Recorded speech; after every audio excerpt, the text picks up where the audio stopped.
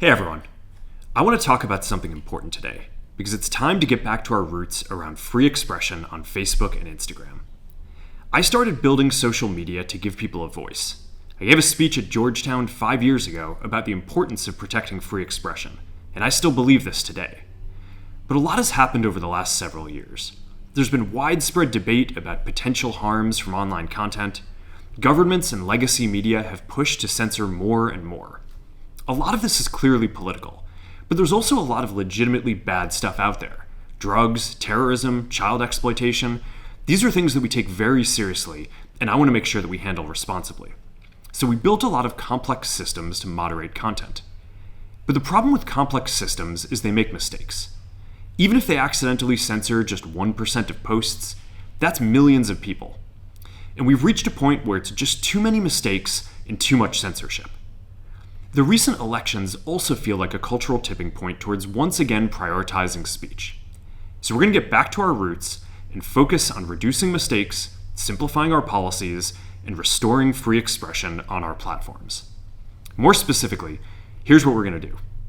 First, we're going to get rid of fact checkers and replace them with community notes similar to X, starting in the US.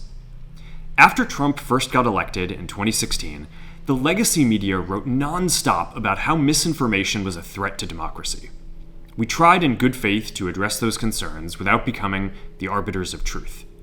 But the fact-checkers have just been too politically biased and have destroyed more trust than they've created, especially in the US.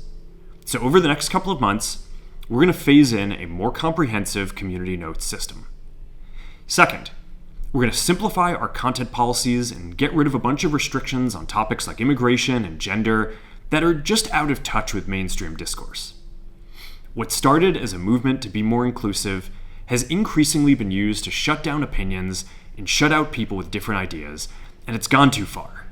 So I want to make sure that people can share their beliefs and experiences on our platforms.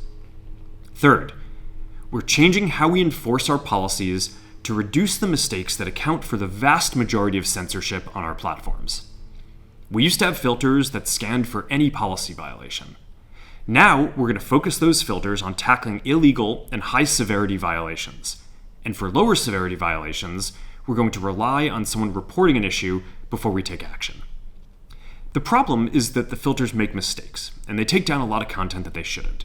So by dialing them back, we're going to dramatically reduce the amount of censorship on our platforms. We're also going to tune our content filters to require much higher confidence before taking down content. The reality is that this is a trade-off. It means we're going to catch less bad stuff, but we'll also reduce the number of innocent people's posts and accounts that we accidentally take down. Fourth, we're bringing back civic content. For a while, the community asked to see less politics because it was making people stressed. So we stopped recommending these posts. But it feels like we're in a new era now, and we're starting to get feedback that people want to see this content again. So we're going to start phasing this back into Facebook, Instagram, and Threads while working to keep the communities friendly and positive.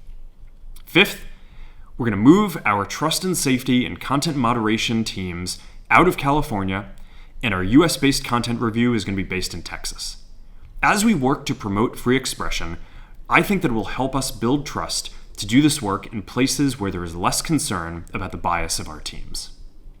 Finally, we're going to work with President Trump to push back on governments around the world that are going after American companies and pushing to censor more.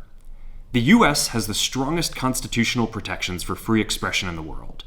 Europe has an ever-increasing number of laws institutionalizing censorship and making it difficult to build anything innovative there.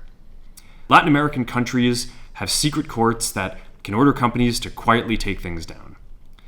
China has censored our apps from even working in the country.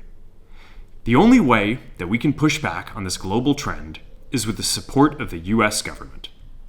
And that's why it's been so difficult over the past 4 years when even the US government has pushed for censorship. By going after us and other American companies, it has emboldened other governments to go even further. But now we have the opportunity to restore free expression, and I am excited to take it. It'll take time to get this right, and these are complex systems. They're never going to be perfect.